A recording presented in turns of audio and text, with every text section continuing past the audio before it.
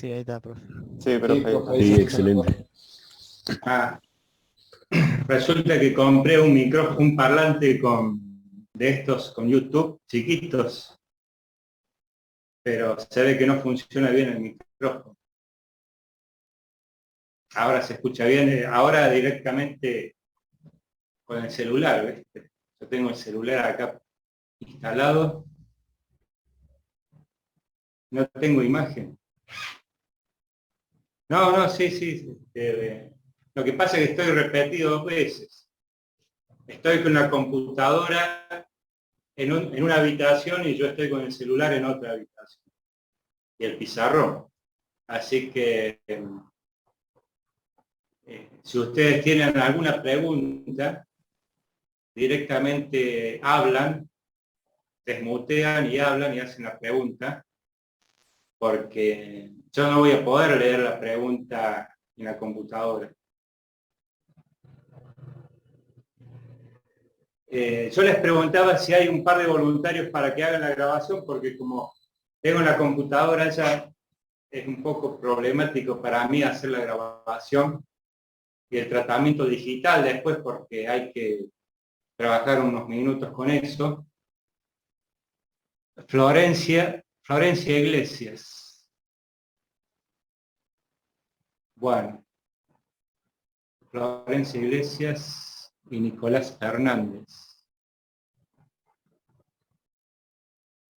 Sí, yo creo que no les puedo dar permiso a todos, pero ahora me voy hasta la computadora y les doy permiso. Por lo menos 2 alumnos que tengan buena internet para que no se corte y se pueda grabar la clase y después subirla a YouTube. Esa era la idea de crear ese canal de YouTube para que todos podamos tener acceso, que sea de uso común.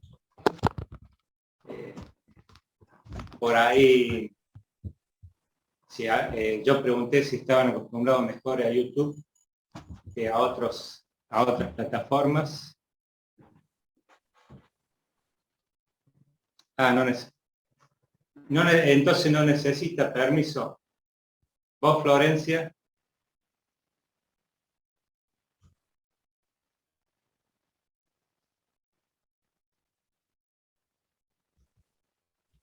Florencia, ¿necesitas permiso para grabar? Creo que no necesita, profe, porque graba con otro programa, no con el de Zoom.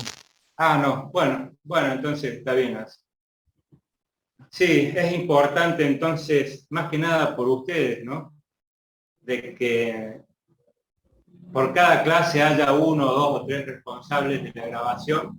Pónganse de acuerdo entre ustedes para que después la clase se suba al canal de YouTube, de tal manera que aquellos alumnos que tengan que repasar cuando están estudiando y hay algún punto que no entendieron bien, no recuerdan, o por allí alumnos que por una cuestión de horario, de trabajo, no puedan asistir en este horario, puedan recuperar la clase mirando YouTube.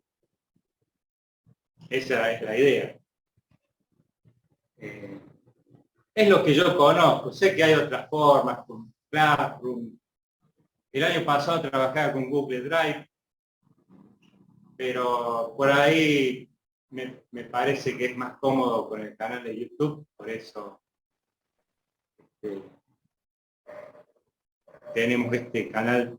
Creo que Florencia misma hizo el perfil para que podamos trabajar allí con videos, con sugerencias, además de, por supuesto, el canal de WhatsApp, que es una forma rápida de comunicación por cualquier tema que surja, alguna pregunta en el momento cuando estén estudiando, o por allí, como ocurre que alguien pierde las coordenadas del Zoom, bueno, está por empezar la clase, puede preguntar,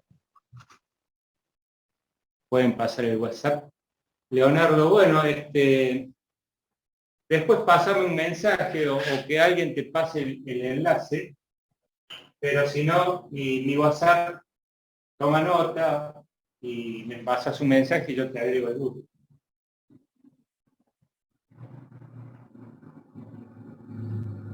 Creo que ahí se ve bien en ese tamaño de letra como para poder... No, no es el mismo que el práctico, no.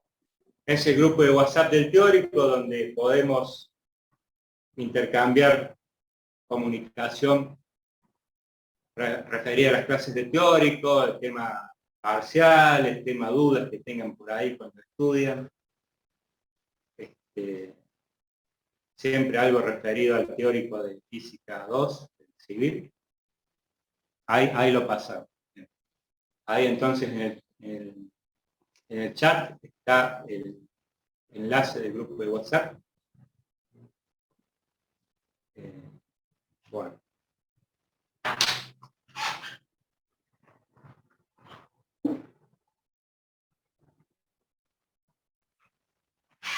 Bueno, como para empezar, el tema de, creo que más o menos ya se reconoce cómo es la historia para poder aprobar la materia, si quieren promocionarla, por ejemplo. Tienen que rendir 2 parciales teóricos, cada uno de ellos con nota mayor de 6 o más, se puede promocionar y se puede recuperar un parcial teórico. El parcial práctico, no sé si ya les tuvieron clase con Javier hoy. Sí. Sí, profe. ¿Sí? Les debe haber explicado bien entonces cómo es el tema de la promoción práctica, ¿no? Así es. Bien. Respecto a la bibliografía, ya después le voy a pasar el enlace para que bajen de la web un libro que a mí me parece que es muy, muy cómodo, muy, muy acertado, que no es un libro muy reconocido, porque es un libro de la década del 50.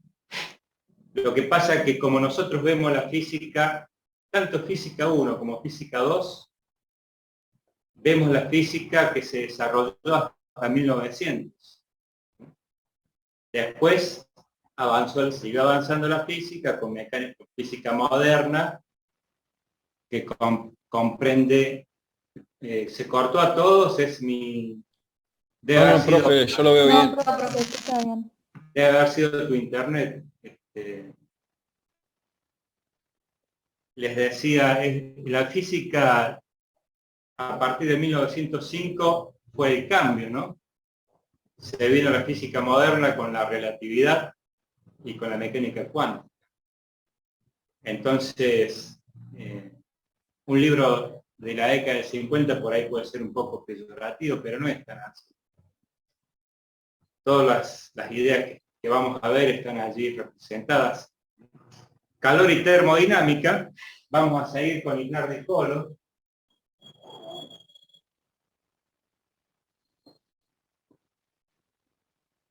Que son 2 autores argentinos y han hecho una serie de libros de física, en particular el de calor y termodinámica. Yo les voy a pasar el enlace para que lo puedan, ya sea bajar a su computadora o bien imprimirlos en papel, si les resulta más cómodo para estudiar.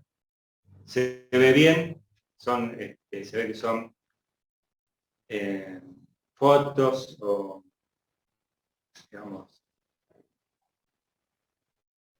fotos que han hecho de buena calidad, así que de allí van a poder estudiar de una forma amena.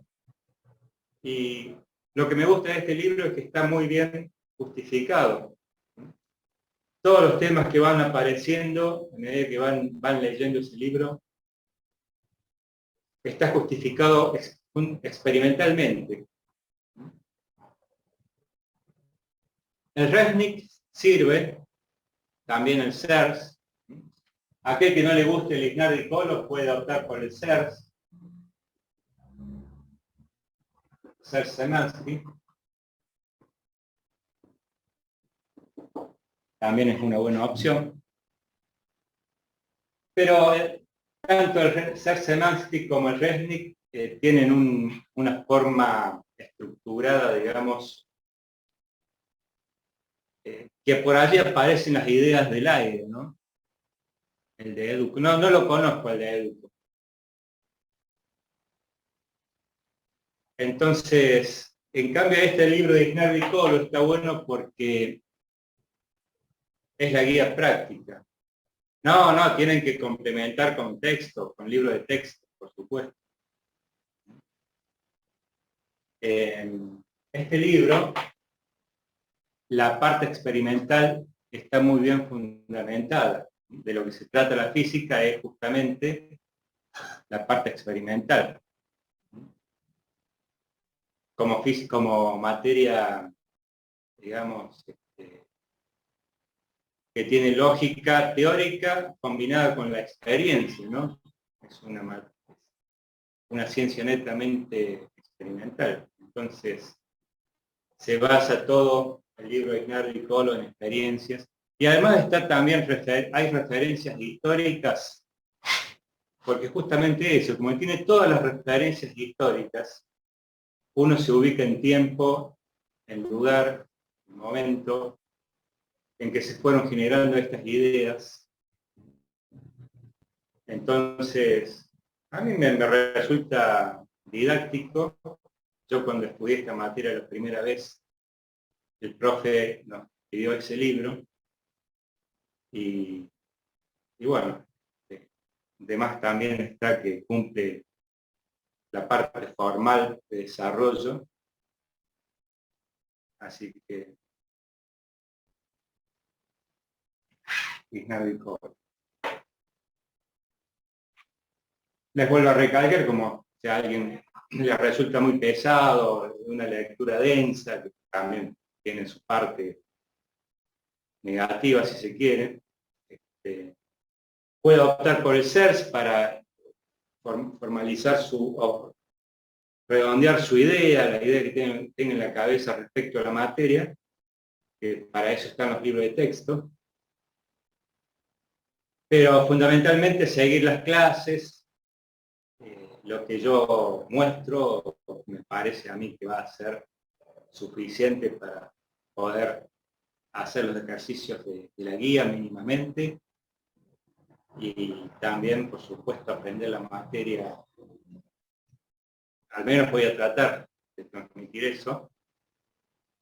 Y después está la parte que tienen que poner ustedes, por supuesto, de estudiar, de pensar, de repensar, y también, por supuesto, si hay algo que no entienden, hacer la pregunta. Para eso va a estar el grupo de WhatsApp, para que en cualquier momento, que esto es la ventaja de la virtualidad, ¿no es cierto?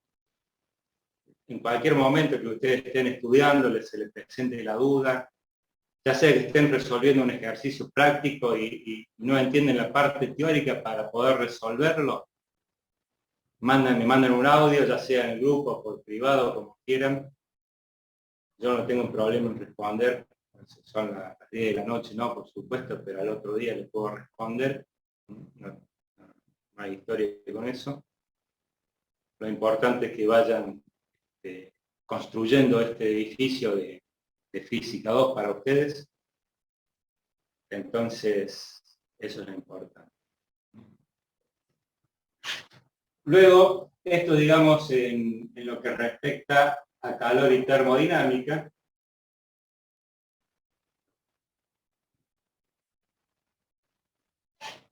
Luego, cuando pasemos a la parte de electromagnetismo, que es el resto del programa de Física 2, electromagnetismo,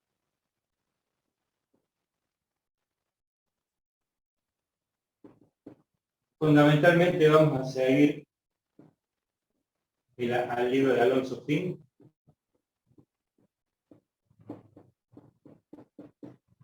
Y las cosas que no estén en Alonso Finn, yo les voy a advertir, les voy a hacer fundamentalmente por allí en la parte de corriente alterna, que es casi al final del programa. Pero de electromagnetismo, el resto de los temas en Alonso Finn están más que justificados y están bien desarrollados. Así que con este libro es suficiente. El libro de Alonso Finn, el tomo 2,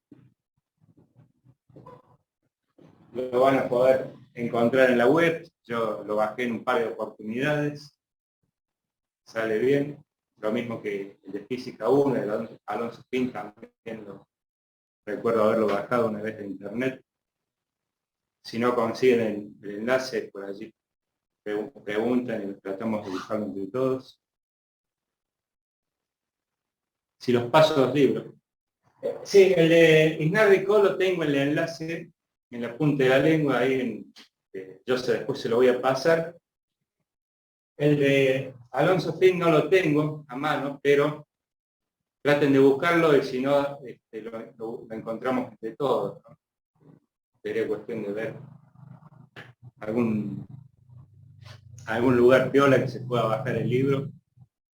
Ahí pasaron un link, profe. ¿Cómo? Ahí pasaron un link.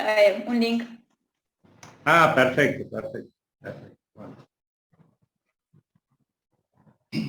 Anda a la velocidad de la luz, las comunicaciones con la virtualidad, ¿no? Entonces, bueno, como para empezar el tema de hoy, ya algo han visto con Javier.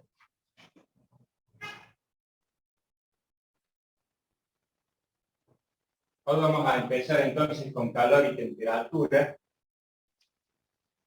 conocimientos de lo que es el calor y la temperatura.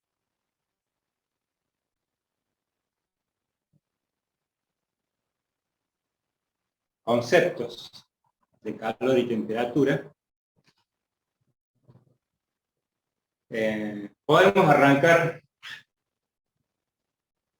por el calor. El calor en física se simboliza con la letra Q mayúscula, como magnitud física observable. ¿Qué es lo que lo hace observable? Que se puede experimentar, se puede interpretar. Entonces, por un lado vamos a hablar de la magnitud Q desde dos puntos de vista, ¿no? Desde el punto de vista micro y desde el punto de vista macro. La temperatura también. La temperatura es una magnitud que normalmente se simboliza con la letra T minúscula, el simbolito de grado, para no confundir con tiempo. También lo vamos a señalizar desde el punto de vista micro y desde el punto de vista macro. ¿A qué me refiero? Desde el punto de vista micro, les voy a transmitir qué es lo que nosotros interpretamos de lo que pasa. ¿Por qué? ¿Por qué pasa? El mundo micro me refiero a un estado de dimensiones, a unos objetos con dimensiones moleculares. O sea, imaginemos que podemos reducir la visión hasta observar objetos de tamaños moleculares. Desde el punto de vista micro, el calor vamos a decir que es la transferencia de energía por choque mecánico entre moléculas. Energía mecánica.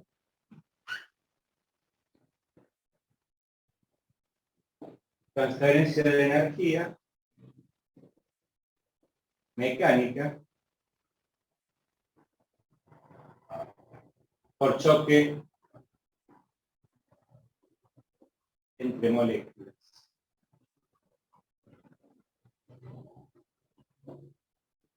Por choques entre moléculas. Lo que ustedes vieron en física 1 de choques, eso es. ¿De qué tipo de choques vamos a hablar? ¿Qué piensan ustedes? ¿Será un choque elástico o un choque dinámico?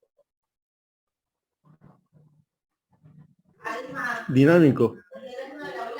Elástico, ¿no es cierto? Porque cuando decíamos que era un choque plástico, justificábamos la pérdida de energía mecánica por por conversión en otras formas de energía, fundamentalmente en calor y en trabajo de deformación. Como acá las moléculas no se van a deformar, van a chocar, pero no se van a deformar. Y como justamente el calor es el estado de movimiento de las moléculas, mejor dicho, la temperatura, ya vamos a ver. Entonces no tiene sentido hablar de choque plástico en este caso, ¿no? Vamos a hablar de choques elásticos, donde las moléculas se pueden transmitir impulsos. Entonces el choque, el calor, este tema del choque, la transferencia de energía mecánica, si ustedes vieron el ejemplo en física 1, de dos masas, el choque unidimensional, ¿se acuerdan? Dos masas iguales. Choque entre las moléculas. Dos masas iguales, una quieta y la otra viene con velocidad inicial. Si las masas son iguales y el choque es elástico, la molécula que viene con movimiento choca la molécula quieta y la primera se detiene y la segunda sigue con la misma velocidad que traía la primera. Entonces le transfiere impulso, ¿se acuerdan? Cantidad de movimiento. Se transfiere cantidad de movimiento. Entonces los choques entre moléculas, el calor, es la transferencia de la cantidad de movimiento entre moléculas. Y como son choques elásticos, a la vez que le transfiere cantidad de movimiento, transfiere también energía mecánica. Entonces, eso es el calor. Es porque muchas veces por ahí se confunde el concepto de calor. Uno por ahí tiende a decir, ¿qué calor hace?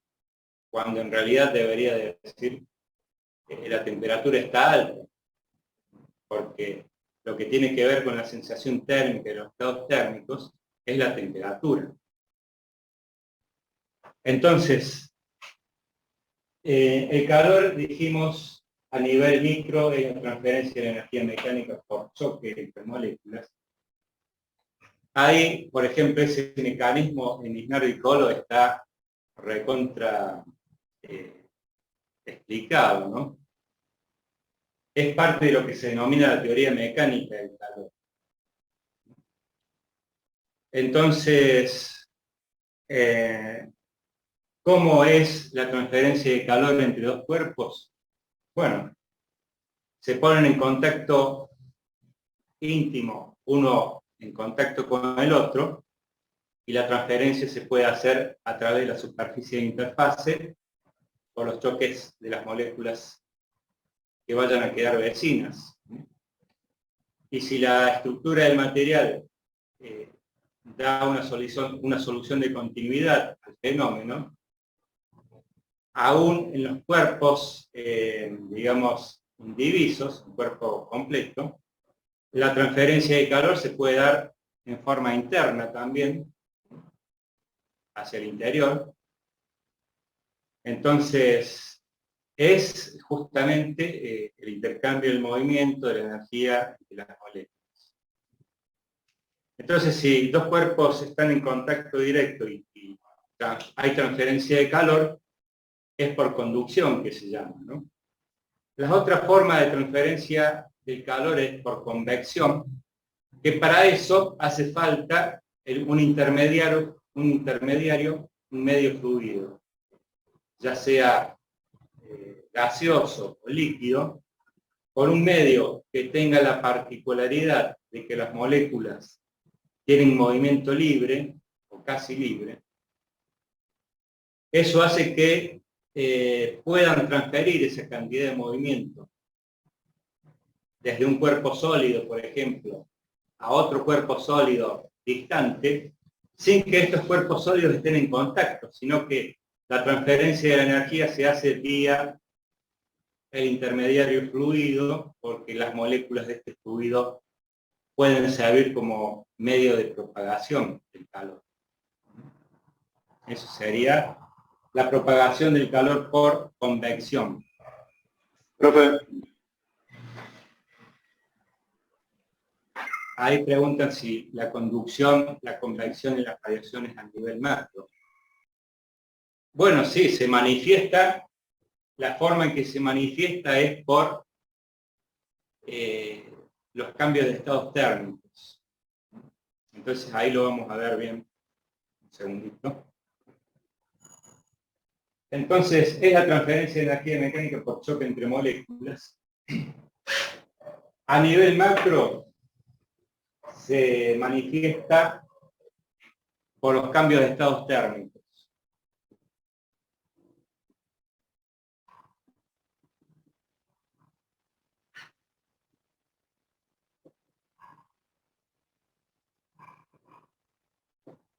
O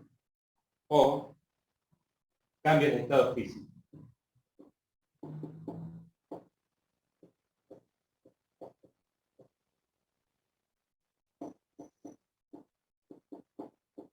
Entonces, ustedes saben que la materia, un material, digamos, compuesto o puro, químicamente puro, compuesto, es un compuesto de moléculas, puede encontrarse en la naturaleza en estado sólido, líquido o gaseoso. ¿Cómo es esto? En estado sólido, las moléculas forman estructuras fijas. ¿Qué quiere decir esto? Que la molécula puede encontrarse en movimiento, pero es un movimiento que promediado está en la misma posición, o puede encontrarse vibrando, y la posición en un tiempo finito, digamos, no cambia, un tiempo, una posición promediada. Digamos que la molécula está estructuralmente definida y los vínculos entre las moléculas hacen a la estructura del material sólido. Eso hace que el material pueda resistir y soportar, idealmente sin deformaciones, esfuerzos de corte, de tracción y de compresión, esfuerzos mecánicos. Mantiene su forma debido a la estructura molecular. Eso es lo que hace al Sol. Si nosotros le damos energía en forma de calor, empezamos a golpear las moléculas, esta energía, que sería un calor que se llama calor latente de cambio de estado físico, es asimilada por la materia y llegado a un punto que un estado térmico tal que las moléculas se encuentren en un punto denominado estado térmico de cambio de estado físico, se produce el cambio de estado físico si se le agrega energía en forma de calor. O sea,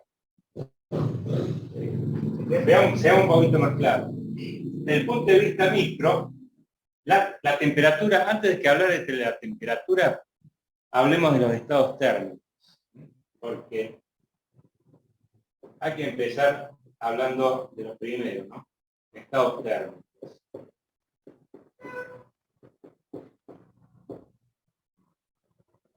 Un cuerpo tendrá un estado térmico definido si a lo largo del tiempo mantiene su estado físico y sus dimensiones, así como sus dimensiones.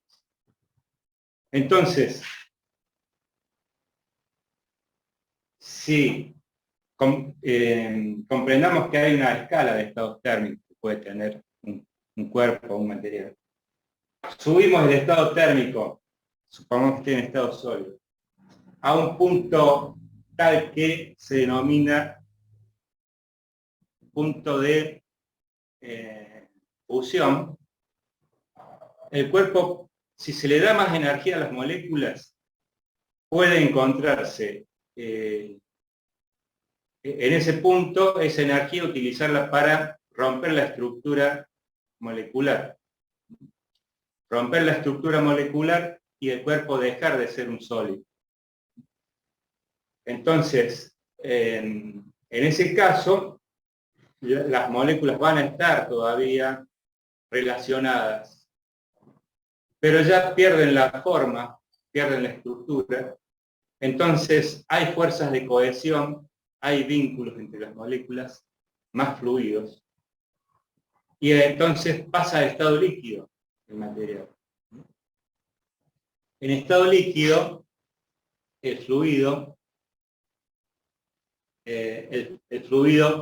puede soportar esfuerzos de compresión, porque en definitiva un fluido ideal es incompresible, dice,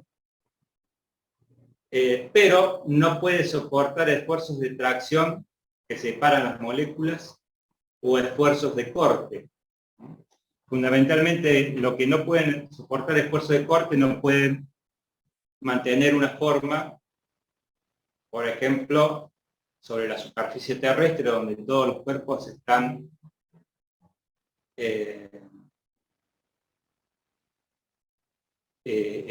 influidos por el campo gravitacional G, están accionados. Entonces, supongamos yo tengo un balde de agua, lo doy vuelta al balde de agua sobre la mesa, pensando que va a mantener la forma, y evidentemente fluye. No puede soportar el esfuerzo de corte necesario para mantener su forma vertical. Necesito no soportaban esfuerzos de corte y ¿cuál era el otro esfuerzo? ¿Están haciendo alguna pregunta? No sé si se me escucha. Sí, a ver. Los líquidos no soportaban esfuerzo de corte, ¿y cuál más? El fluido, el líquido no soporta esfuerzo de corte ni de tracción. Cualquier esfuerzo que tienda a separar las moléculas no lo puede absorber. Se separan las moléculas. Compresión sí pueden soportar, porque las moléculas, inmediatamente de pasar de sólido a líquido, todavía mantienen relativamente las distancias, si bien no la forma, la estructura, pero aprisionarlas más no se puede. Entonces absorben la compresión. Entonces un fluido puede servir como vínculo para transmitir esfuerzos por compresión, tal como sucede, por ejemplo, en los iBox. Tal como sucede, por ejemplo, en la hidráulica. Las máquinas hidráulicas, los circuitos hidráulicos, transmiten fuerzas y energía a través del fluido. Gracias a la incomprensibilidad que tiene el fluido ideal, pueden hacer circuitos hidráulicos y transmitir un esfuerzo de un punto al otro. Ya voy a ir a definir bien el estado térmico. Por último, cuando en estado fluido se sigue subiendo el estado térmico, la energía de las moléculas,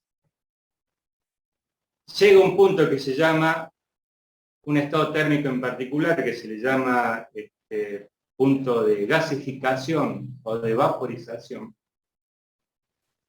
donde si le doy un poquito más de energía a las moléculas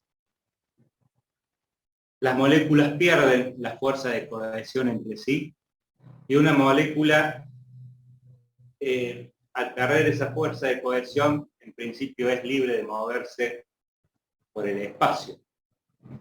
Entonces, una molécula libre de moverse por el espacio, el material, si todas las moléculas del material están en esas condiciones, se dice que el material está en estado gaseoso.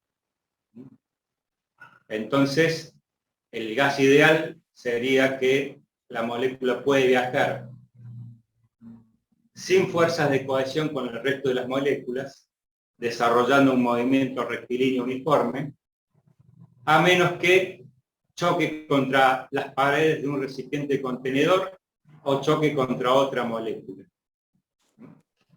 Entonces, en ese estado estaría en un estado de gas.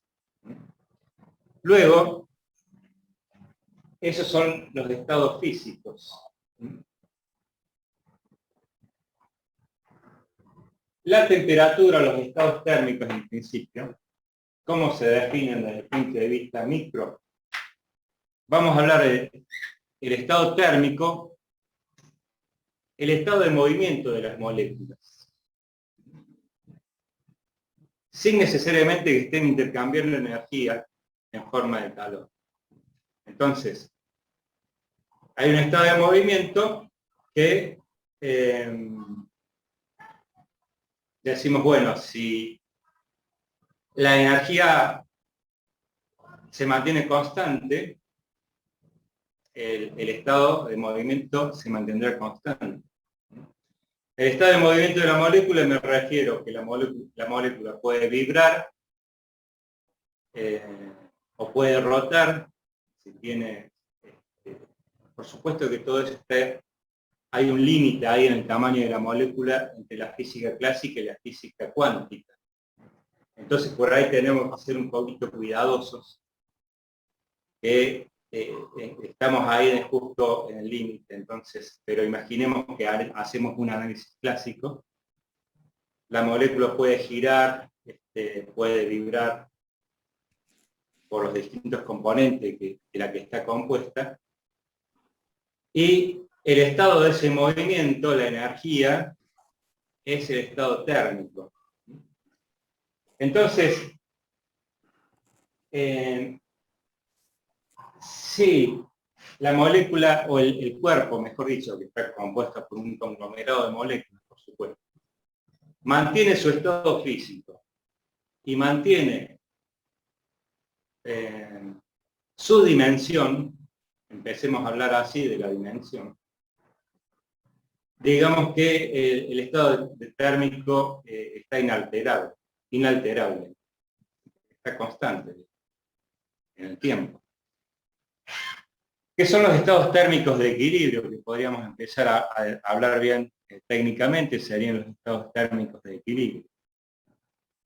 Porque homogéneamente todo el cuerpo está en estado de equilibrio en todos sus puntos. Entonces, esto por supuesto estamos hablando como en un laboratorio de palabras, pero también pensemos razonadamente que imaginemos que esto puede ser así, ¿no? Entonces, la temperatura, que tiene que ver con los distintos estados térmicos. Desde el punto micro, dijimos, relacionado con la energía de los movimientos de la molécula. La energía de equilibrio. Y que desde el punto de vista macro, la temperatura se manifiesta por el cambio de las dimensiones de los cuerpos. Entonces, ya que estamos haciendo un análisis... ¿Sí? ¿Puedes repetir? A ver, ¿Repetir qué cosa? lo de micro de temperatura. No te entendí bien.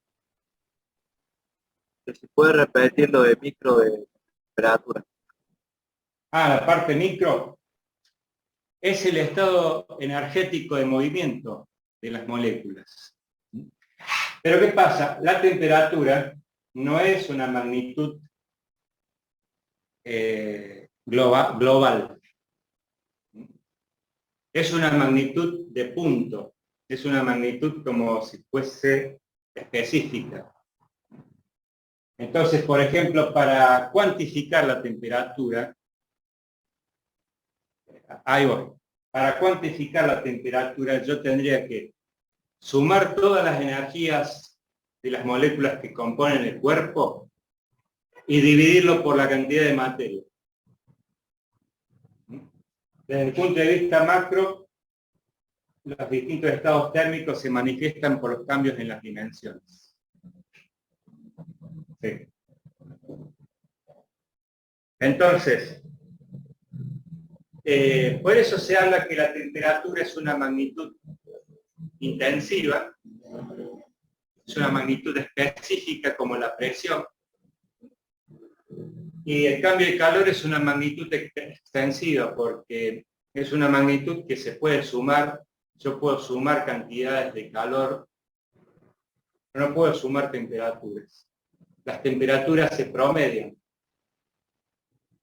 Digamos, se promedian o puesto en valor de decir, bueno, voy a poner en contacto dos cuerpos a temperaturas diferentes o de distintos estados térmicos para que se transfiera calor entre sí. Digamos, la temperatura final de equilibrio va a ser una temperatura intermedia. No va a ser la suma de las temperaturas. Las presiones también tienen esa cualidad porque tanto la presión como la temperatura son magnitudes promediadas o magnitudes específicas.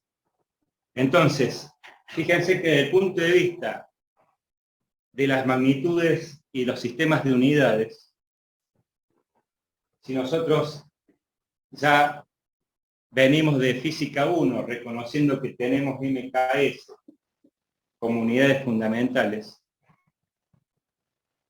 la unidad de dimensión fue la primera que apareció porque fue necesario darle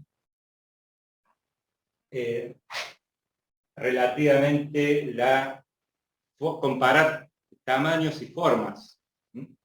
Eso se hizo generando la magnitud metro como unidad patrón. En física 1 luego pasamos a describir la cinemática, los movimientos. Entonces hizo falta contar los movimientos relativos. Entonces generamos una unidad que llamamos la magnitud tiempo, porque los movimientos relativos, que son velocidades contadas a través del espacio, generan el tiempo relativo también, es decir, generamos la magnitud segundo a través del movimiento de rotación de la Tierra alrededor de su eje, contamos el tiempo como una característica del movimiento relativo de rotación de la Tierra. Entonces apareció el segundo. Luego, cuando vino la dinámica, enseñamos las leyes de Newton y dijimos, bueno, acá la causa de los movimientos y los cambios del movimiento, hay una acción dinámica de que dos cuerpos entre sí aparece el concepto de interacción mutua, principio de acción y reacción, y el concepto de fuerza a posteriori. Entonces, más que nada, bueno, ahí apareció la fuerza, pero al referirse la fuerza a través de la segunda ley de Newton con la masa inercial, como una cualidad de la cantidad de materia, la masa inercial apareció entonces la cantidad de materia a través del kilogramo masa. Entonces, en física 1 con MKS no hizo falta definir más magnitudes, más unidades patrón, unidades fundamentales. Ahora, estamos en calor y temperatura, calor y termodinámica. La pregunta sería, ¿hará falta agregar nuevas magnitudes patrones porque extendemos el estudio de la física? Y la respuesta, ¿ustedes qué piensan por lo dicho hasta ahora? Que sí, profe, va a hacer falta. Sí. Pero si yo te digo que en MKS, trabajando en física 1, el tema de la potencia, de la energía, la cantidad de movimiento, quedaron asimiladas en MKS, se definió el Joule, se definió el vatio. Fíjate que nosotros hablamos de calor como energía mecánica que se transfiere por choques. Entonces, para comunidad de calor, bien se puede utilizar el Joule, y efectivamente es así. Ya les voy a contar un poquito más. Y la temperatura dijimos que es la cantidad de energía que si se pudiera totalizar por unidad de materia. Entonces podríamos hablar de joule por kilogramo como unidad de temperatura tranquilamente. Y es así. Entonces, ¿pero qué pasa? Está allí el componente histórico, los usos y las costumbres. Cuando se empezó a estudiar el calor y la temperatura, lo van a poder ver. Por allí el libro de Ignardi Colo hay que tener un poquito de paciencia, ¿no? Pero uno tiene mucho para leer y por ahí uno puede saltear alguna hoja, bueno, se cansa de leer, por supuesto. Pero está todo ahí, históricamente, cómo se fue desarrollando el calor y la termodinámica. Entonces, al principio, la gente que se puso a hacer los primeros trabajos y estructuración del tema del calor y la temperatura, no tenía conocimiento de que era un fenómeno energético a nivel molecular. Sí, pero tengo que saber, porque me quiero mover un ratito. Por eso estoy con el celular. El micrófono. Entonces, se imaginaban otras cosas.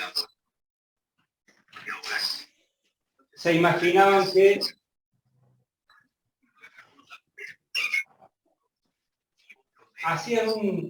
ya se les iba demasiado el tema de la analogía con la física clásica, y se imaginaban como tenían de ejemplo los vasos comunicantes. Supongamos que tengo dos vasos comunicantes. Tengo acá una válvula que puedo abrir, y acá tengo un nivel, acá tengo otro nivel, con un campo gravitatorio bajo. Yo ya sé que abriendo la válvula el fluido se equilibra, los niveles. Y eso les daba pie para pensar en lo que pasaba con el calor y la temperatura. Decían, bueno, el calor debe ser un fluido que está dentro del material, que es imponderable, quiere decir no tiene peso, por eso no se lo puede masar, no se lo puede encontrar como una diferencia de masa. Es imponderable, pero es un fluido hipotético, que decimos, bueno, entre dos cuerpos puestos en contacto, que están a distintas temperaturas y relacionaban la temperatura con la altura del fluido, la cantidad de fluido que tenía. Al estar en contacto, el fluido pasa de un cuerpo para el otro, sea por conducción o por convección, y se equilibra como se equilibran las temperaturas. Y así explicaban lo que era el calor y la termodinámica, ¿no? Entonces generaron unidades que después, por supuesto, se siguieron usando, pero fíjense que de lo dicho anteriormente no haría falta como unidades patrón agregar a MKS para el calor y la temperatura, no hace falta agregar nuevas unidades. Y que tanto el calor como la temperatura están contenidas en las unidades de energía. Entonces, pero se empezó a hablar, como no se conocía la teoría mecánica del calor, que las unidades de calor se definían como la caloría, utilizando experiencias con agua fundamentalmente, se definió la caloría. Y para la unidad de temperatura, ya vamos a ver en detalle, se generó, por ejemplo, el grado centígrado. Y por supuesto se sigue hablando en estos términos, porque es más cómodo, porque interpretamos inmediatamente lo que está pasando. Entonces,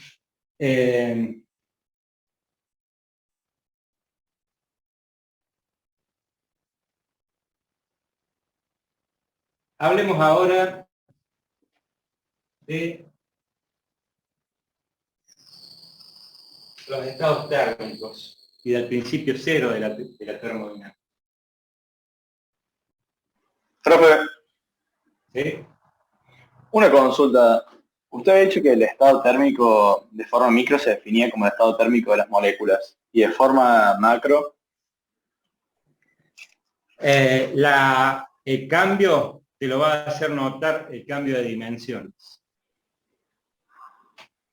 Porque Gracias. ya vamos a ver ahora cuando veamos el termómetro, justamente cuando se generó un método comparador de los estados térmicos, se utilizó el cambio de dimensiones, que es la dilatación justamente, se utilizó la dilatación volumétrica del mercurio.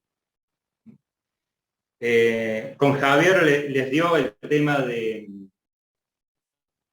el binomio de dilatación.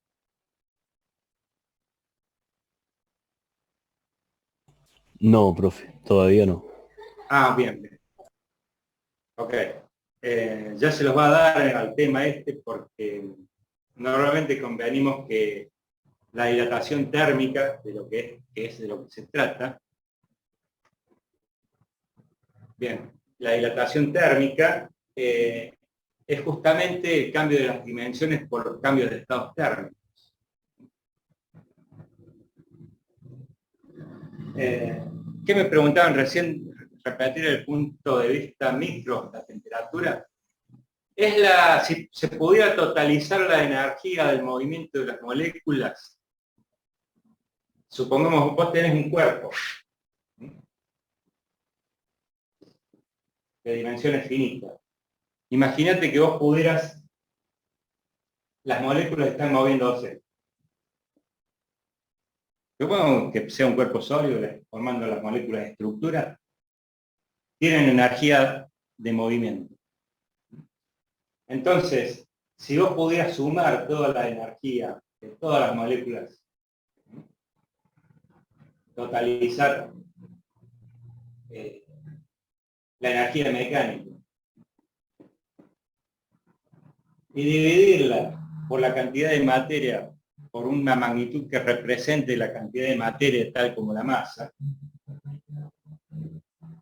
del cuerpo, estarías en condiciones de entender lo que es la temperatura desde el punto de vista micro, porque es la energía total específica por unidad de masa.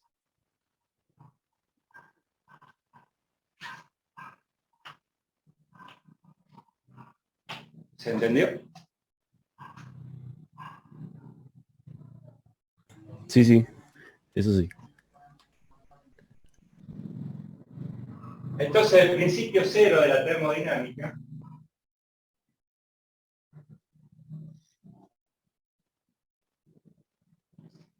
dice lo siguiente, hablando de los estados térmicos. Supongamos que tenemos un cuerpo A en determinado estado térmico de equilibrio porque no modifica su estado físico ni sus dimensiones. Tengo un cuerpo B y los pongo en contacto. De tal manera que sea factible quizás la transferencia de energía en forma de calor. Si en este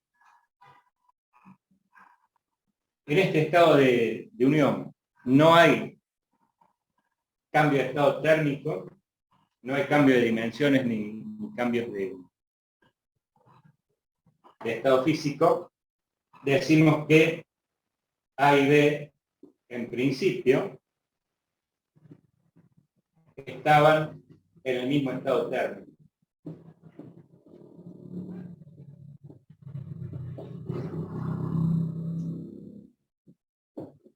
¿Entienden? Si yo tengo dos cuerpos, cada uno que se reconoce que tiene un estado térmico, los pongo en contacto y no hay modificación de los estados térmicos, quiere decir que estaban en el mismo estado térmico. El principio cero lo que dice es que quizás el cuerpo A y el cuerpo B no los pueda unir. Entonces necesito un cuerpo C, donde yo pongo en contacto C y A y verifico que están en el mismo estado térmico,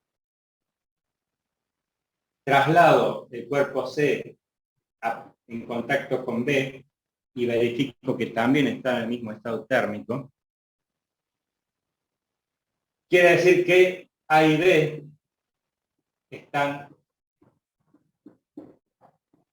en el mismo estado térmico. Hay una especie de propiedad transitiva de los estados térmicos. Acá estamos hablando de igualdad de estado térmico. Profe, ¿cómo no entendí? El principio cero es una especie de propiedad transitiva matemática aplicada a una lógica de decir, bueno, comparemos los estados térmicos. Yo tengo el cuerpo A, lo pongo en contacto con C, y está en el mismo estado térmico. Traslado el cuerpo C, lo pongo en contacto con B, y están en el mismo estado térmico. Quiere decir que, aunque A y B no los he puesto en contacto, deduzco que están en el mismo estado térmico. Porque utilicé un cuerpo comparador que le vamos a empezar a llamar termómetros.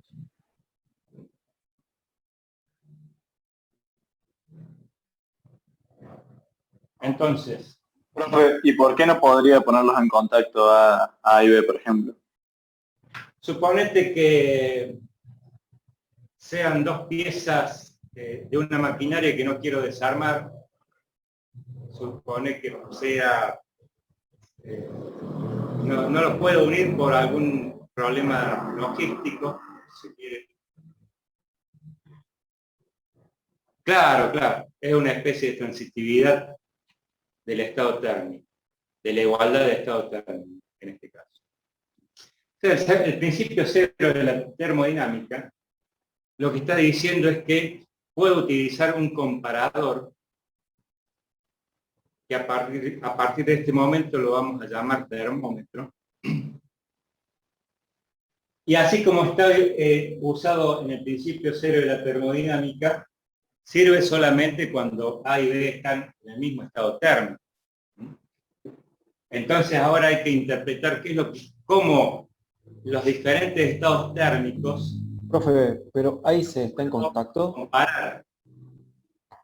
Y ahí surge la necesidad de crear una escala que se va a llamar escala de temperatura. Entonces,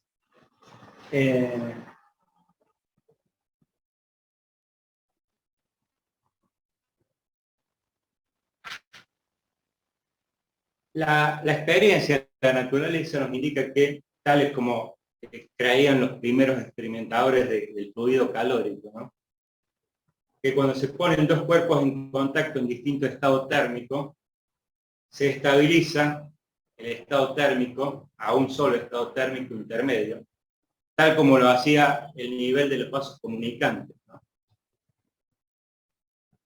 Entonces, eso es una experiencia determinante, ¿no? El hecho de que dos cuerpos puestos en contacto estabilicen sus estados térmicos es grosso, es bien pesado si nos ponemos a pensar. Que la naturaleza se comporta así y que no hay forma de evitarlo, bueno, eso es una ley, ¿no? Entonces,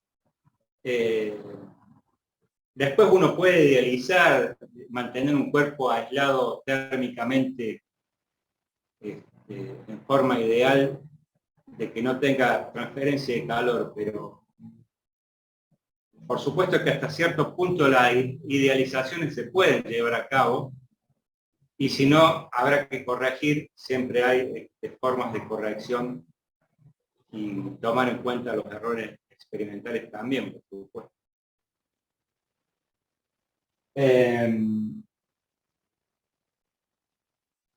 Entonces, ¿cómo vamos a generar una escala de temperatura? Porque, digamos, hay un orden de estados térmicos. Convengamos que hay un estado térmico superior y un estado térmico inferior, que es más energético desde el punto de vista específico, energía por unidad de materia, un estado térmico superior, temperatura superior, hablemos. Entonces, pues, puestos en contacto, la energía se transfiere por estos choques mecánicos en forma de calor de un cuerpo al otro y se estabiliza a lo largo del tiempo en una temperatura de equilibrio, ¿no? En un estado térmico de equilibrio. Les decía, el tema de la dilatación térmica, los cambios, cómo se manifiesta desde el punto de vista macro, los distintos estados térmicos, es por los cambios en las dimensiones. Hay una causa-efecto, una relación causa-efecto de que los cambios de estados térmicos afectan a los cambios en las dimensiones. De tal manera que cuando se agrega energía a un cuerpo, aumenta su estado térmico, su estado energético. Y esto hace que las moléculas se separen. Y si lo vamos a analizar por analogía clásicamente, se me ocurre, por ejemplo, en una pista de baile, están las parejas, supongamos, bailando música lenta.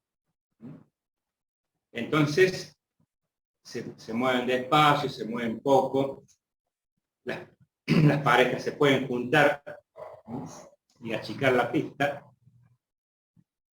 pero si le pongo una música movida, un rock, y las parejas se separan y empiezan a mover con más energía, y bueno, la pareja que está al lado se va a correr, y así sucesivamente, una bola de nieve, todas las parejas se van a desplazar hacia afuera y hace falta una pista más grande, ¿no? Entonces, esa es más o menos la forma clásica de que, por analogía, que tendríamos que ver con el aumento de las dimensiones por el aumento de energía de las moléculas.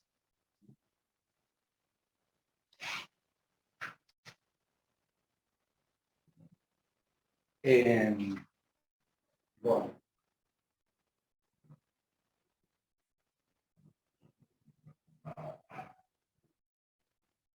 Entonces hay una relación directa. Mayor estado térmico, mayor dimensión. Tanto que sea sólido, líquido o gaseoso. Nada más que los gases es un capítulo aparte, porque también hay que ver que los gases no solamente pueden aumentar el volumen, o modificar su volumen, sino que también pueden mantener el volumen quizás, pero modificar la presión. Pero eso lo vamos a ver en un par de clases más adelante. No nos adelanten. Pero Perfecto. le comento. Disculpe. En cambio, en los sólidos y los líquidos, como las moléculas conservan la estructura y conservan la cohesión, el aumento energético se traduce lisa y llanamente en un aumento de tamaño. Entonces, ustedes saben que el único líquido, la única materia reconocida que no cumple esa ley es el agua. El agua, tan común para todos, ¿no? Es el único elemento que se conoce que tiene en estado líquido un máximo de densidad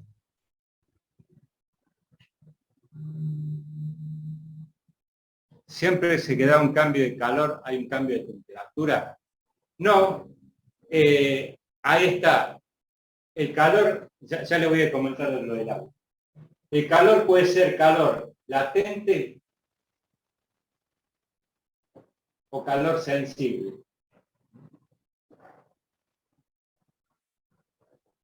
Calor latente es el calor, es la energía en el punto de cambio de estado físico. Es el calor que se utiliza para realizar, llevar a cabo en ese momento, en ese punto, el cambio de estado físico. Y los cambios de estado físicos por lo general son isotérmicos, se dan a la misma temperatura. Entonces el calor latente tiene que ver con el cambio de estado físico. O sea que ahí respondo a tu pregunta.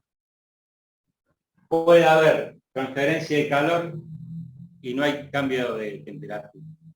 Eso ocurre cuando se está produciendo el cambio de estado físico.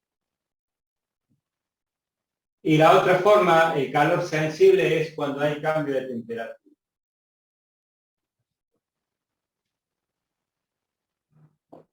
O sea,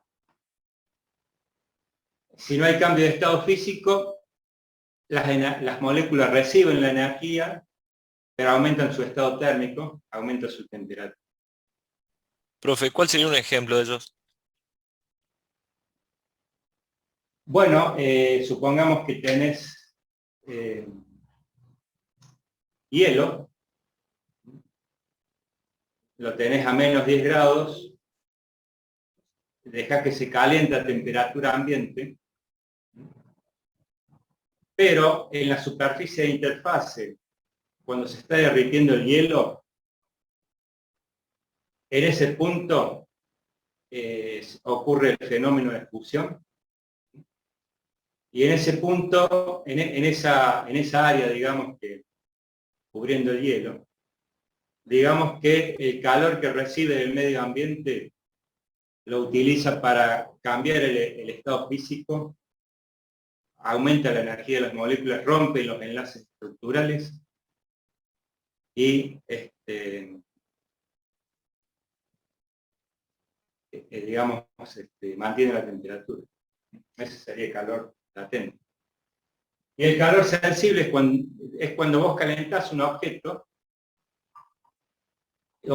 aumenta la temperatura ambiente quizás también, y se verifica por los cambios en las dimensiones, ¿no? Por ejemplo, en una estructura, diseñar una estructura, un camino, saben ustedes que se toma en cuenta el efecto de la dilatación térmica de los materiales,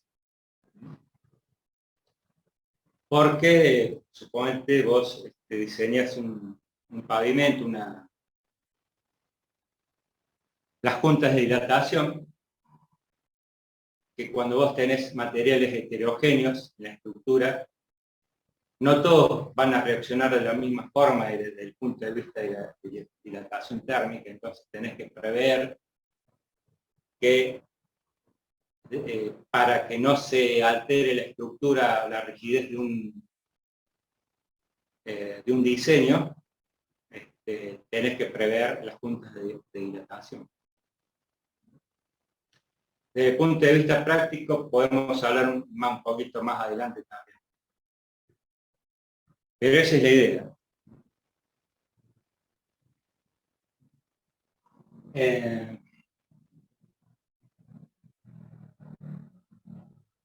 Cambio de estado físico. Perfecto. Le estaba hablando que el agua es el único material conocido que no sigue esta ley de la dilatación térmica. Presenta un máximo de densidad, un mínimo de volumen. Si vos tenés una determinada, por ejemplo, una botella de agua, un balde de agua, y digamos, hagamos una representación esquemática de la temperatura en grados centígrados, que ya vamos a hablar bien de qué se trata de grados centígrados, y el volumen, hablemos del volumen absoluto, cumple de que a medida que se le quita energía, disminuye el volumen. Ya vamos a ver por qué a 0 grados centígrados se produce la solidificación del agua. Viene bajando el volumen, viene lo más bien cumplimentando una ley de dilatación térmica asertiva, Pero, oh sorpresa, a los 4 grados centígrados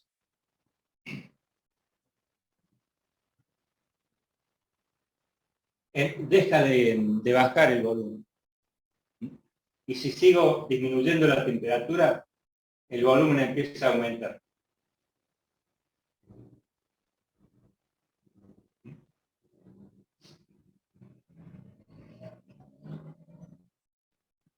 Esta es la razón que va preparando, digamos, que el hielo, cuando se forma el hielo, digamos, a menos temperatura, ya es sólido acá, es más liviana que el agua que lo rodea.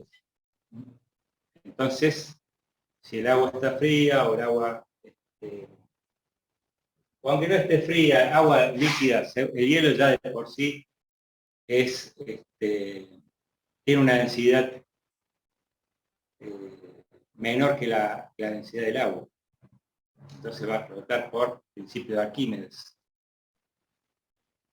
También este punto, la máxima densidad del agua, favorece a que cuando se empieza a congelar el agua, se congela por la superficie. No se congela hacia el fondo del estanque, hacia el fondo del lago, sino que se congela hacia la superficie. ¿Por qué? Porque el agua a partir de 4 grados y viene bajando la temperatura, esa agua es menos densa y se va para arriba. Entonces, en el momento de congelarse, está arriba, no está abajo. Y es un punto importante esto porque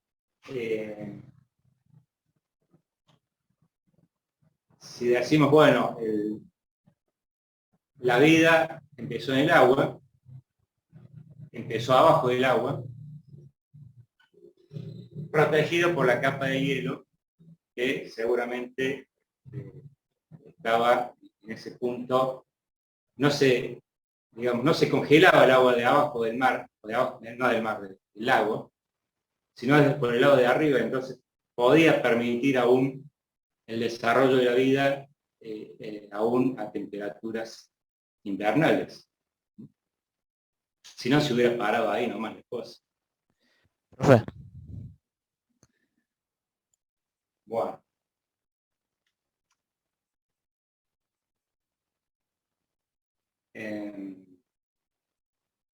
Bueno, el agua cumple. O sea que si vamos a utilizar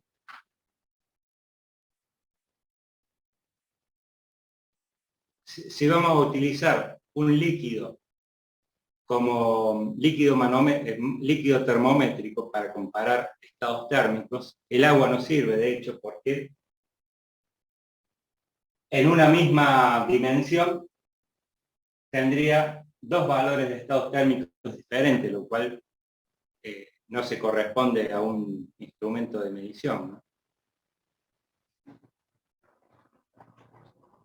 Así que, bueno, entonces, ¿qué fue lo que idearon los primeros experimentadores con este tema del calor y la temperatura respecto a las escalas térmicas?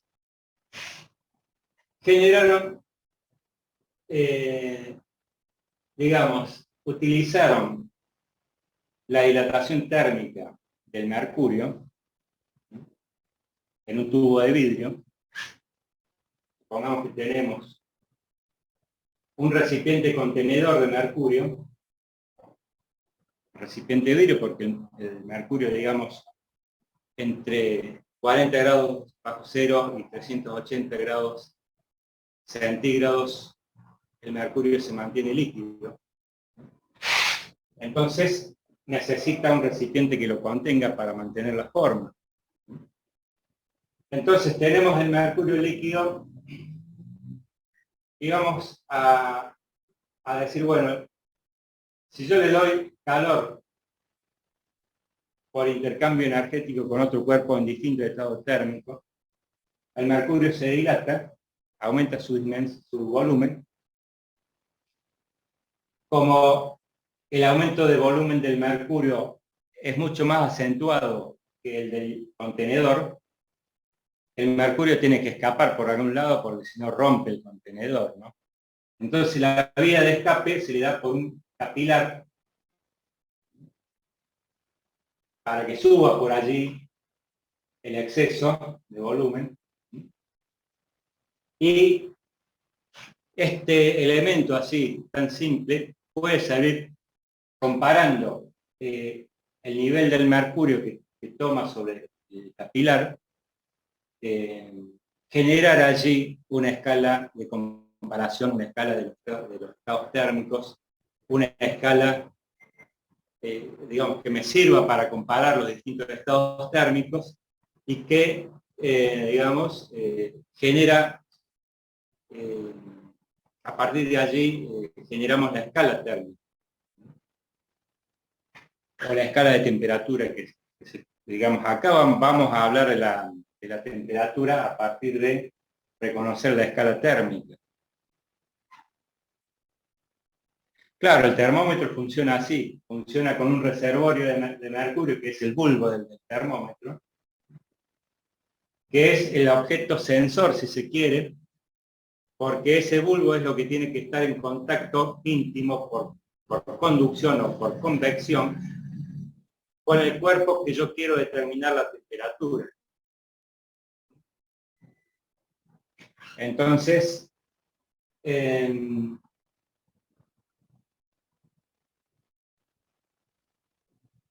qué se trata, por ejemplo, la escala que inventó Celsius, que es la escala centígrada, que después pasó a llamarse escala centígrada? Es este instrumento donde hay que graduarlo. Para graduarlo debo elegir 2 puntos fijos y después a partir de allí establecer la graduación. Los puntos fijos son lo que se denominan los puntos fundamentales de una escala térmica. En este caso vamos a decir, bueno, como les decía hace un rato, es un hecho experimental que los cambios de estado físico en igualdad de condiciones para un material se dan en el mismo estado térmico. Y eso es así, por ejemplo, para el agua. Entonces, ya que el agua es un líquido termométrico y calorimétrico por excelencia, ¿no? Porque es un material fácilmente accesible en todo el planeta, no hace falta romper una montaña, no hace falta irse a la estratosfera para conseguirlo, sino que lo tenemos allí a mano. Y como a su vez forma parte de muchas de las experiencias necesarias y los procesos que se realizan a nivel tecnológico, el agua se utiliza permanentemente, entonces es el líquido que se utiliza en calorimetría. Entonces, por ejemplo, si tengo agua líquida y le agrego hielo, como les decía hace un rato, y dejo pasar un tiempo que quizás si yo me pongo en exquisito o en querer hacer determinaciones de mucha precisión, debe ser un tiempo largo. Si yo coloco el bulbo del termómetro dentro de este recipiente, la columna mercurial se va a estabilizar siempre en la misma posición. Sea que esta experiencia se realice aquí, en el Congo, se realice en Europa, siempre da en la misma, enraza en la misma posición el menisco de mercurio. Entonces, se marca ahí como 0 grados centígrados. Luego se lleva el termómetro a otro recipiente que contiene agua, que si la temperatura ambiente no ayuda, por supuesto, le tengo que dar calor a través de una fuente calórica, tal como una llama, una resistencia de calefacción, de tal manera de llevar el estado térmico del agua líquida a un punto tal que un poquito más de energía que le doy, las moléculas salen de la fuerza de cohesión y pasan a ser el material en estado gaseoso. El equilibrio entre líquido y gas del agua también es un proceso isotérmico, que si yo pongo el bulbo del termómetro cerquita de la superficie de interfase para hacer un punto fundamental superior, o sea, el mercurio, la columna mercurial va a subir, la dilatación del mercurio, y por supuesto esta experiencia se lleva a cabo a una presión atmosférica normal, de una atmósfera. ¿Por qué? Porque la presión atmosférica influye muchísimo, no tanto acá en este caso de 0 grados centígrados. Acá como el agua está en estado gaseoso, y ya hemos dicho que la dilatación de los gases o el estado térmico de los gases es un tema, un capítulo aparte que lo vamos a ver en un par de clases. Es importantísima a qué presión se encuentra el gas. Entonces, esta experiencia, realizándola a la presión atmosférica normal, a mayor presión, mayor penetración. Si hay mayor presión atmosférica, la presión exterior va a hacer de que haya que darle más energía al agua para poder liberar sus moléculas, ¿no? Es como una fuerza en contra que tiene la presión. La molécula del agua tiene la fuerza en contra de la presión atmosférica para poder liberarse. Entonces,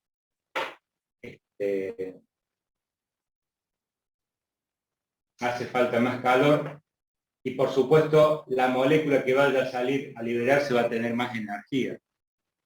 Entonces termométricamente la columna mercurial seguramente va a subir más y va a haber que hacer una corrección en esa marquita de 100 grados centígrados.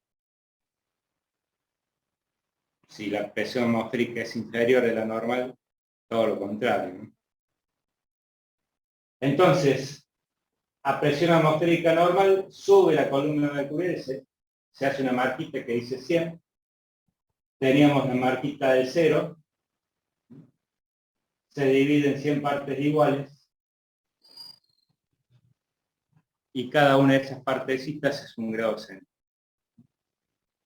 Luego, para arriba se sigue hasta 200. Yo he visto termómetros de mercurio hasta 200 grados. Seguramente puede haber un poco más, pero ya cuando las temperaturas son superiores se utilizan otros métodos de medición de temperatura. Ni qué hablar cuando hablamos de la temperatura del color, ¿no? Cuando se definen los 2000, 5000 o 10.000 grados centígrados. Hablar de eso en este punto no tiene ningún sentido. Hay que entrar en otros conocimientos para hablar de eso.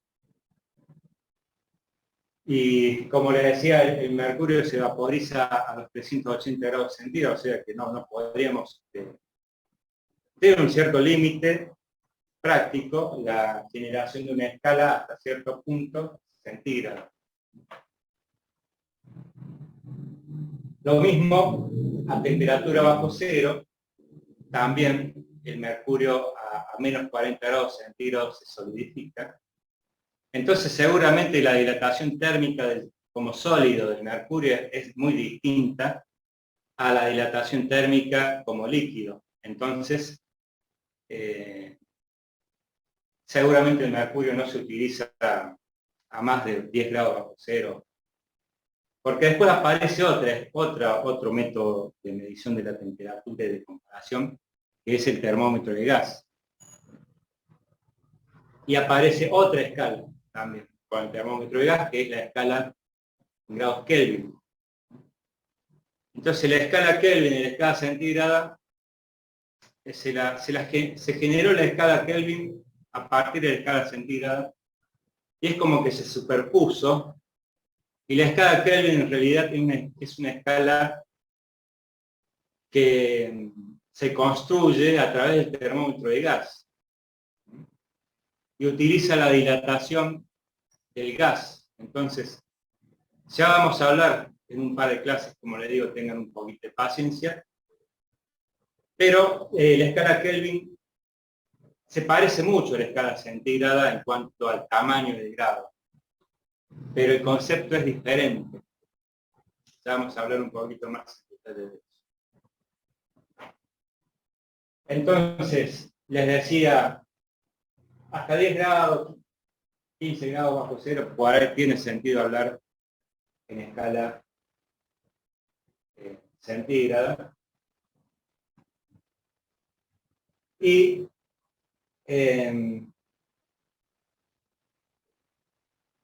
decirles que no es la única escala que se generó.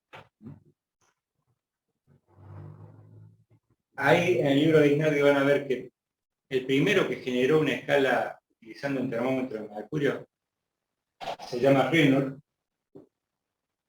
Creo que yo de francés no entiendo mucho, pero Reynolds usaba los mismos puntos fundamentales, pero dividida en 80. Luego apareció Celsius, que dividió en 100 los puntos fundamentales, quizás estuvo más acertado. Pero esto, como les digo, es la escuela francesa, ¿no?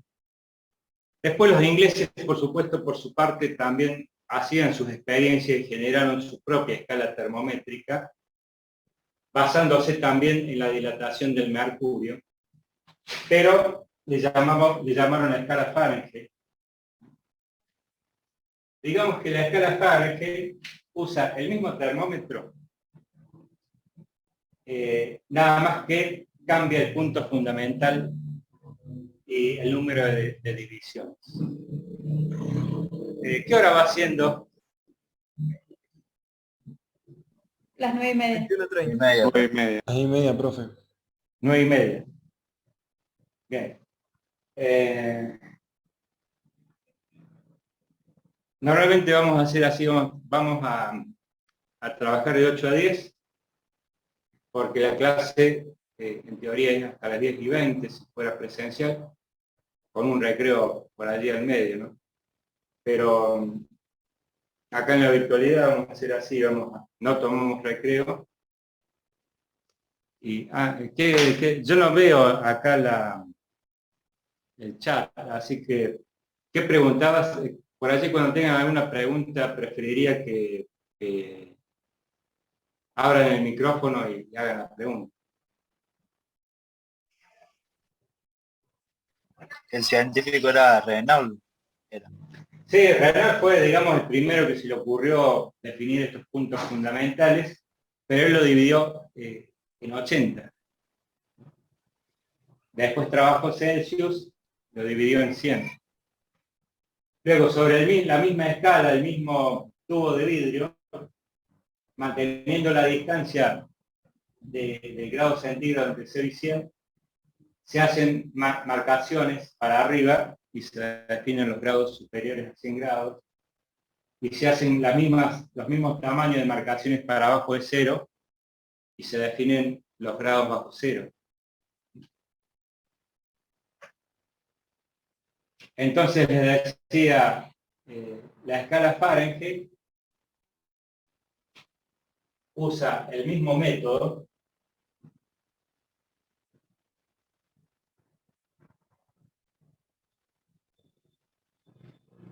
Fahrenheit,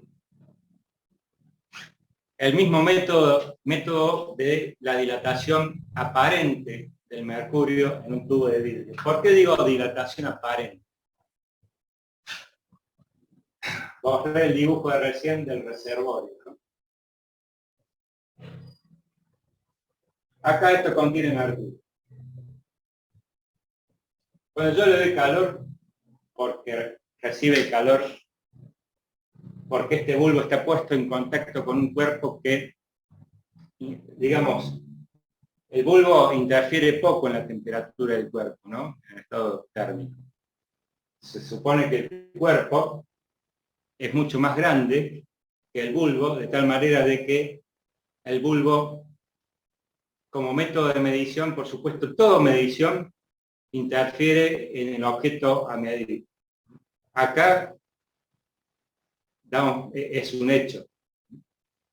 Por supuesto que el bulbo va a tomar calor y seguramente va a bajar un poco el estado térmico del objeto que yo quiero determinar el estado térmico, pero es muy poquito eso. Entonces, recibe el calor como calor sensible, provoca la dilatación, el cambio de dimensiones, pero si el recipiente no se dilatara, imagínense que el recipiente de vidrio no cumple la ley, mantiene su tamaño estable. Estaríamos hablando de la dilatación absoluta del mercurio.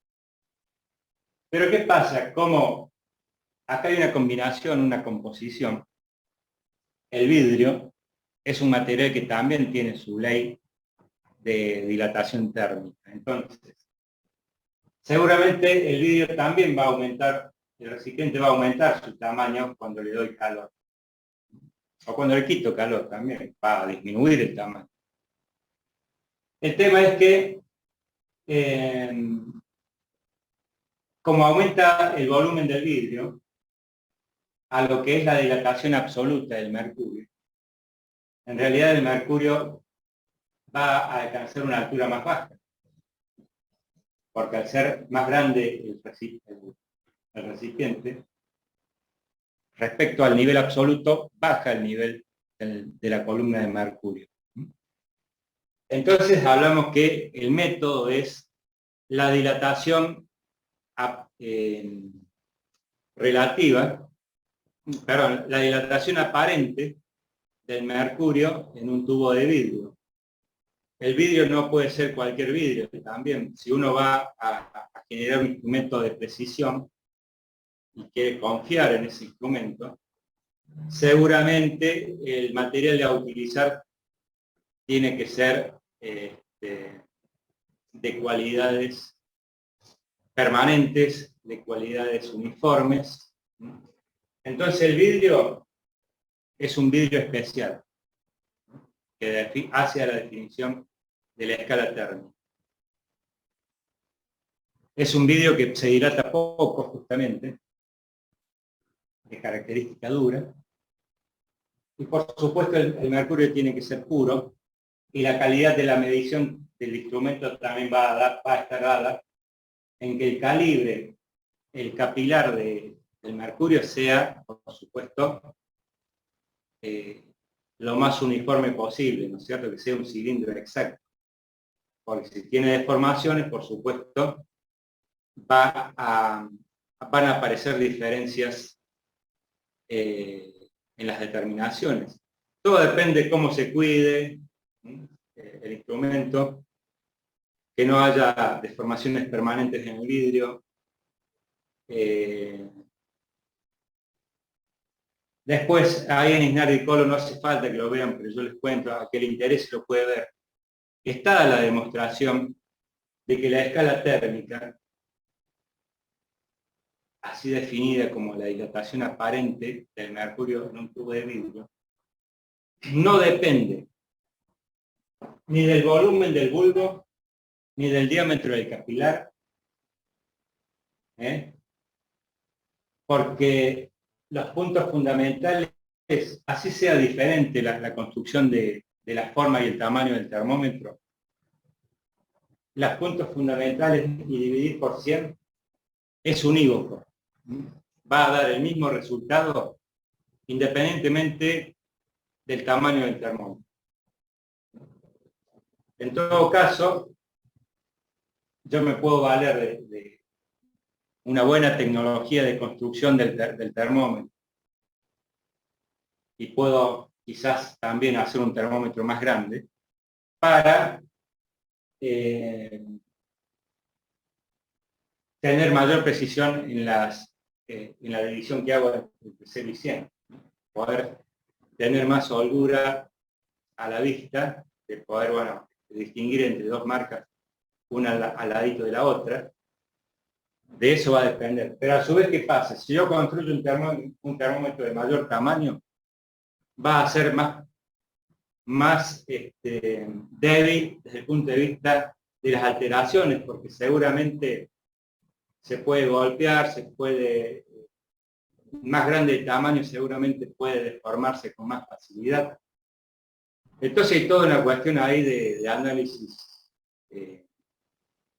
constructivo que hacen al diseño de un aparato, en este caso el termómetro, ¿no? Y la visión que yo voy a tener, por supuesto, para distinguir entre dos marquitas, va a ser también parte del sistema de medición, ¿no? La interpretación de el que toma la lectura, también, si las marquitas están muy próximas entre sí, por eso hasta cierto punto va a ser tener sentido dividir en más.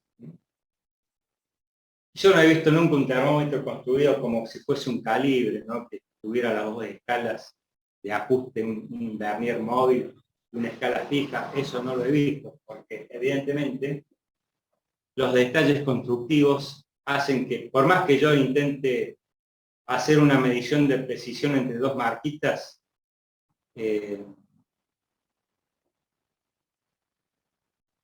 los problemas constructivos van a hacer que esté trabajando al cohete.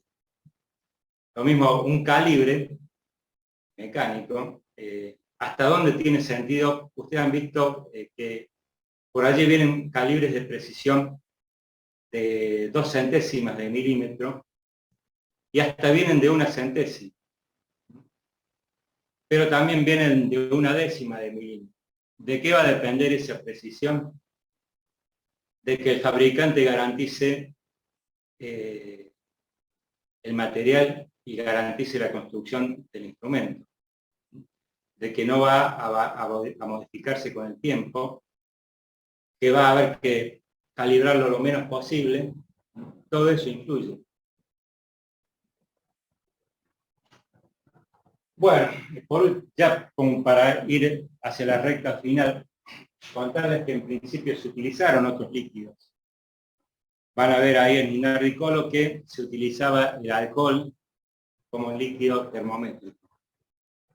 El problema del alcohol es que cuando tiene que bajar, supónganse que lo llevaron a un estado térmico superior y subió la temperatura. Pero cuando tiene que bajar, quedan restos de material en el capilar. Se dice que moja el capilar, entonces evidentemente si no estamos hablando de la misma masa de material alcohol, cuando vaya a hacer otra determinación va a modificar la lectura. Entonces no se puede utilizar un líquido, cualquier líquido. El mercurio tiene la particularidad que las moléculas tienen mucha cohesión. Entonces, a medida que desciende la columna mercurial, arrastra todo el material, no deja nada. Por supuesto, el mercurio tiene en contra que es dañino a la salud y es contaminante del medio ambiente, ¿no? Entonces, es un tema que hay que tener cuidado cuando se trabaja con mercurio. Profe, ¿Sí? en un ejemplo más cotidiano, los termómetros modernos, por ejemplo los que usan en los shoppings, ¿cómo hacen para tomar la temperatura tan rápido y sin tener contacto? Claro, allí utilizan seguramente ahí, yo no soy experto en eso, ¿no? Pero me imagino que están utilizando, tenemos que investigar. Pero seguramente ahí están utilizando la temperatura del color, o la radiación, si se quiere. Claro. En física moderna se estudia que cuerpos a distintas temperaturas radian hacia energía en forma de onda electromagnética. Entonces ese es un tema que vamos a ver, la onda electromagnética, hacia el final del programa, ¿no? Pero hay una cuestión que, un principio que a distintas temperaturas están radiando energía electromagnética. Y a mayor temperatura radian mayor energía. Entonces, ese instrumento debe estar captando la diferencia de esta radiación.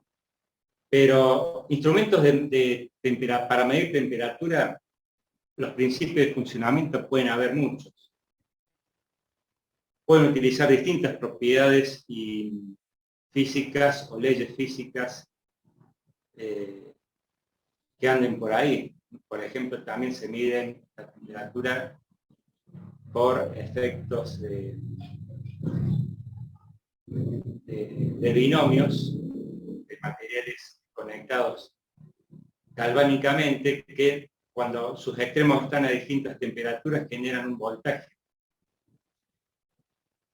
apenas apreciable, pero con instrumentos de medición de voltaje que lo puedan apreciar son las termocuplas, ¿no? Se puede medir a través del voltaje indirectamente la temperatura. Entonces, no importa el método que se utilice, lo importante es que a la hora de traducir a la escala centígrada, la base de la escala centígrada es la dilatación aparente del mercurio en un tubo de vidrio. Entonces, todo hay que traducir cualquier propiedad a lo que sucede con la escala centígrada, el termómetro de mercurio. Profe, disculpe que lo interrumpa. ¿Sí? Los valores definidos de la escala Fahrenheit, ¿por qué están definidos? ¿De dónde surgen? Bueno, con eso vamos a terminar entonces la clase de hoy. La escala Fahrenheit se define, usa el mismo principio de funcionamiento, pero los puntos fundamentales varía. El punto inferior le agrega una sal. La sal se entromete allí en la superficie de interfaz entre el hielo y el agua, de tal manera que hace que el punto de fusión baje. El estado térmico de equilibrio de la transformación de hielo a agua baja el nivel energético. Eso es más o menos el punto cero de la escala Fahrenheit. Hablemos de cero de la escala Fahrenheit. Baja. Acá está el cero de la escala Fahrenheit. El cero de la escala centígrada. Baja con relación al cero de la escala centígrada.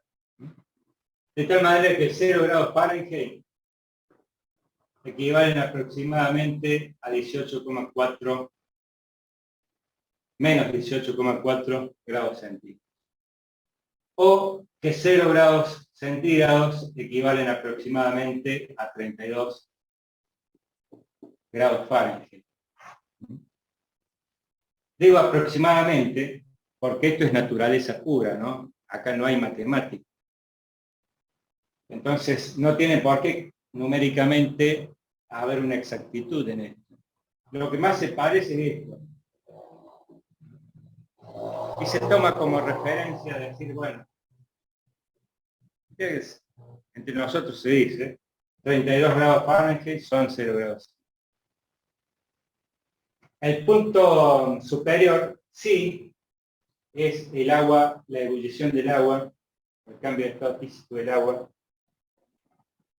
a una atmósfera de presión atmosférica. Pero la maquita esta, en cambio de llamarle 100, le llama 202 grados Fahrenheit.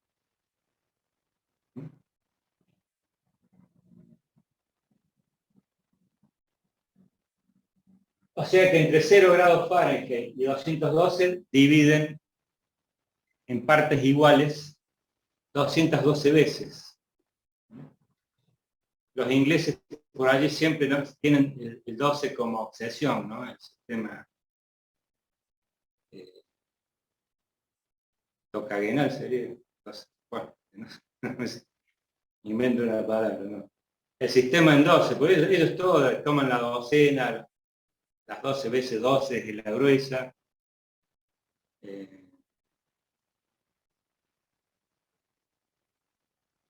Las pulgadas las multiplican por 12 y así obtienen otra unidad de longitud. Y así, ¿no? Usan el 2. Profe, ¿y ¿Sí? para qué se utilizaría básicamente la escala Fahrenheit? Bueno, la escala Fahrenheit evidentemente la utilizan cotidianamente en los países de Inglaterra y en Estados Unidos, básicamente. Más que nada en Estados Unidos. Los ingleses, como estaban en el mercado común europeo, se tuvieron que adaptar a los usos internacionales, que es que las temperaturas usualmente se dan en grados centígrados. Técnicamente las temperaturas se dan en grados Kelvin, pero también se utiliza técnicamente grados centígrados y cotidianamente se utiliza grados centígrados. Entonces los ingleses se han adaptado más a utilizar el grado centígrados. En Estados Unidos entiendo que usan más el grado Fahrenheit.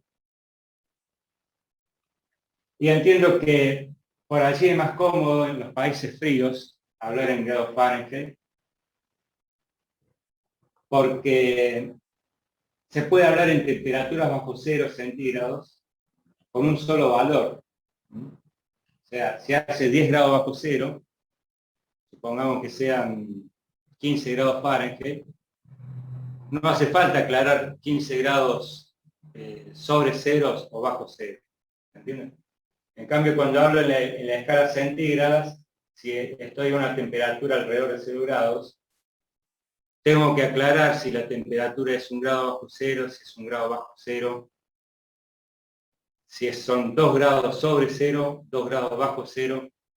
Entonces medio que van muchas palabras.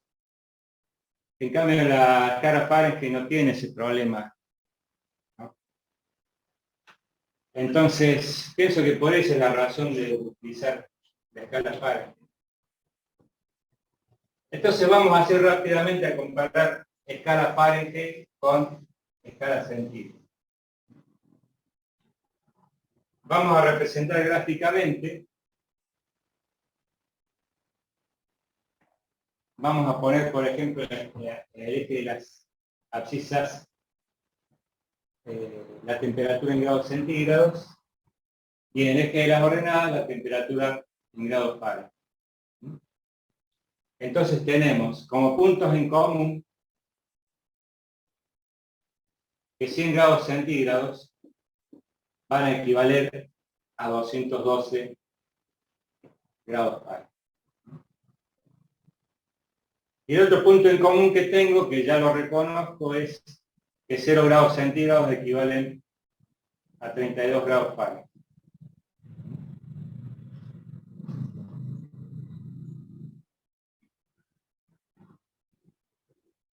Ahora la pregunta es, si yo quiero graficar acá todas las temperaturas, tanto para hacer interpolación como para hacer extrapolación, ¿qué curva tendría que dibujar acá? ¿Qué piensan ustedes?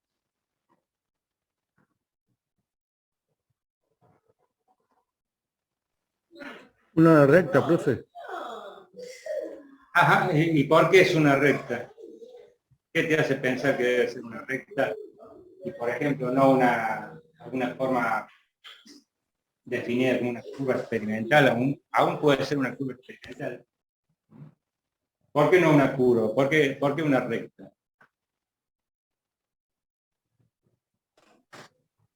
Yo pienso, sacando ahí la cuenta, entre la mitad de los 100 grados centígrados y la mitad del Fahrenheit. Y si fuera una recta,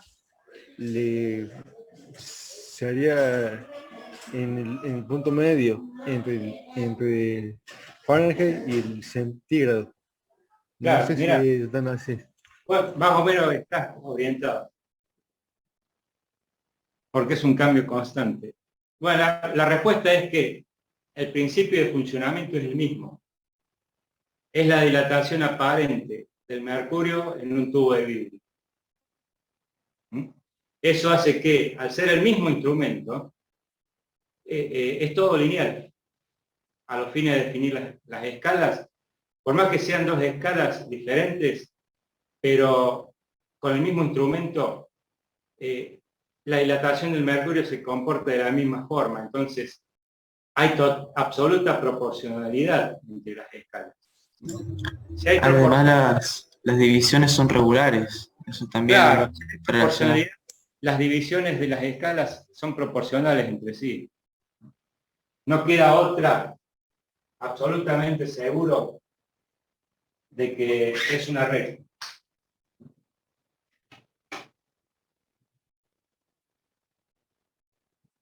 Ahora, si yo hubiera definido la escala Fahrenheit, por ejemplo, con la dilatación de otro líquido, o en otro vidrio, con otro recipiente, o hubiera definido la escala Fahrenheit con cómo varía la resistencia con los distintos estados térmicos, la resistencia eléctrica, ahí sí no tienen por qué ser una recta, sino que seguramente va a ser una curva experimental comparar las dos escalas. Pero acá como estamos comparando las dos escalas, pero estamos utilizando el mismo método físico, el mismo principio de funcionamiento, es una recta seguro. Entonces, queda la pregunta de que si yo tengo que relacionar una temperatura en grados centígrados con una temperatura en grados Fahrenheit, puedo utilizar el álgebra lineal y decir, bueno, vamos a comparar estos dos triángulos semejantes. Entonces, altura sobre base vendría a ser 212 menos 32,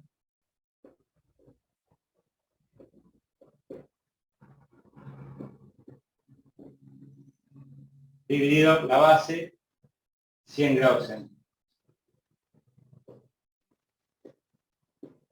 Tiene que ser igual por semejanza de triángulo, altura sobre base.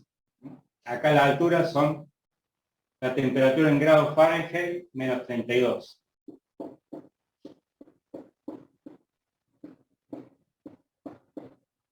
Dividido la base, que es la temperatura en grados centígrados. Entonces, resumiendo, acá me queda 212 menos 32 es 180. Dividido 100 es 9 quintos. Hablando de números racionales, es 9 quintos. Entonces tenemos que la constante de proporcionalidad de la recta es 9 quintos. Por supuesto, este 9 quintos está en grados Fahrenheit sobre grados centígrados. Es la relación que hay entre ellos. Y acá vamos a tener, paso este grado, temperatura en grados centígrados para acá multiplicando. Y acá me queda TF menos 32 grados Fahrenheit.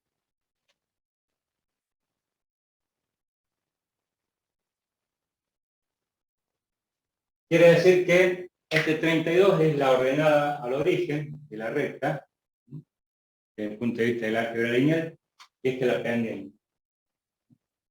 La pendiente me da la proporcionalidad que hay entre cada grado centígrado y cada grado Fahrenheit. De tal manera que cada 9 grados Fahrenheit hay 5 grados centígrados. Es más chiquito comparativamente el grado Fahrenheit que el grado centígrado.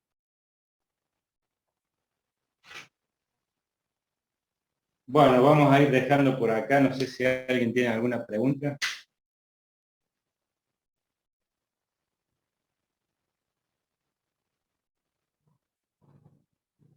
Por mi parte no, profe. Bueno. Entonces, yo les voy a pasar después el enlace para Snarly Column. Y la clase que viene vamos a ver el calorímetro. Fundamentalmente el calorímetro de las mezclas que se llama, que es un recipiente con agua. Quien quiera que sea que la haya grabado, yo le pediría entonces que la suba al canal de YouTube y que así hagamos cada clase para que lo que podemos hacer es rotar los alumnos encargados de hacerlo para que no caiga siempre en el mismo alumno el trabajo de hacer el trabajo de computación que hay que hacer ahí con el archivo digital, ¿no? Para subirlo a YouTube. Es una consulta. Sí. ¿Usted va a estar subiendo el archivo del libro? El India... Sí. Se los voy a pasar por WhatsApp al enlace.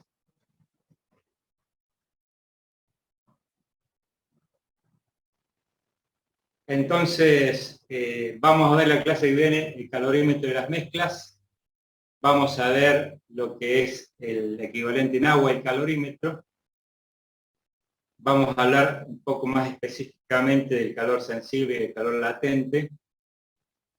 Cuáles son las formas que toma la cuantificación de todo eso, darle número a todo eso, o darle forma matemática. Y seguramente vamos a empezar también con la dilatación de los gases. Así que bueno, los invito entonces para el miércoles que viene. Y cualquier cosa estamos ahí en el chat, cualquier consulta, cualquier duda. Perfecto, profe. Nos vemos. Bueno. Gracias, profe. Perfecto, profe. Hasta luego. Gracias, profe. Nos vemos. Nos vemos, profe. Gracias, profe. Hasta luego. Luego, profe. Nos vemos, profe. Chao, profe. Hasta luego. Profe.